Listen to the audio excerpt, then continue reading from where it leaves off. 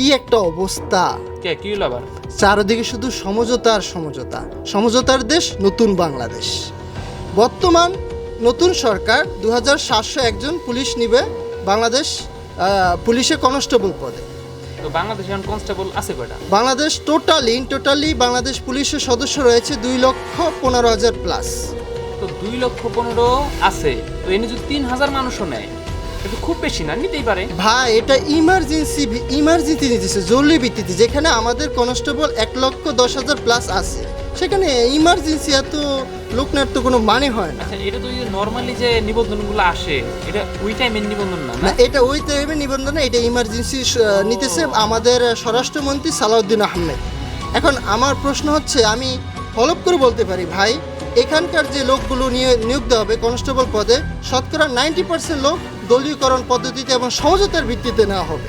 এবার আবার আসেন আরেকটা বিষয়, 2006 সালে এসআই এবং সার্জেন্ট পদে একটা নিয়োগ বাতিল হয়েছিল। তখন ক্ষমতা ছিল বিএনপি সরকার এবং তার অপোনেন্ট পার্টি ছিল বাংলাদেশ আওয়ামী লীগ। তখন রাজনৈতিক বিভিন্ন সমস্যা এবং কোলাহল সৃষ্টির কারণে ওই নিয়োগটা বাতিল হয়েছিল। ওখানকার যে 650 জন এসআই এবং সার্জেন্ট, তাদেরকে আবার তাদের চাকরি ফেরত দেওয়া হবে, এখন আমার জয়েন করা হবে নতুনভাবে। আমার প্রশ্ন হচ্ছে, তাদের তো 50+ বয়স হয়ে গেছে, তারা বাংলাদেশ পুলিশে এসে তারা কি ধরনের সার্ভিস দেবে? তাদের তো এনার্জি লস ভাই। এত বাংলাদেশের তরুণ বা শিক্ষিত বেকার রাস্তাঘাটে ঘোরাফেরা করছে, তাদের থেকে কি নেওয়া যায় না? কেন ওই লোকগুলোকে আবার নিতে হবে? এটা ভাই জাতি এখন বুঝতেছে না।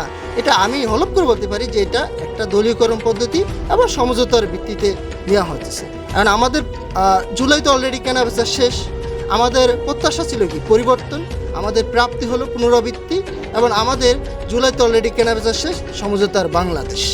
আর আমরা যারা রাজনীতি করি না, আমরা যারা রাজনীতির সাথে অতপ্রতভাবে সম্পৃক্ত নয়, তারা হচ্ছে আজীবন বাস খেয়ে যাব। একটা দল আসবে, দলীয়করণ করে চলে যাবে, আরেকটা দল খেয়ে যাবে, আরেকটা দল আসবে, এইভাবেই দলীয়করণ করবে। প্রত্যেকটা সেক্টরে, বাংলাদেশের একবারে উচ্চ লেভেল থেকে নিম্ন লেভেলের প্রত্যেকটা সেক্টরে এখন দলীয়করণ হচ্ছে সমঝোতার ভিত্তিতে।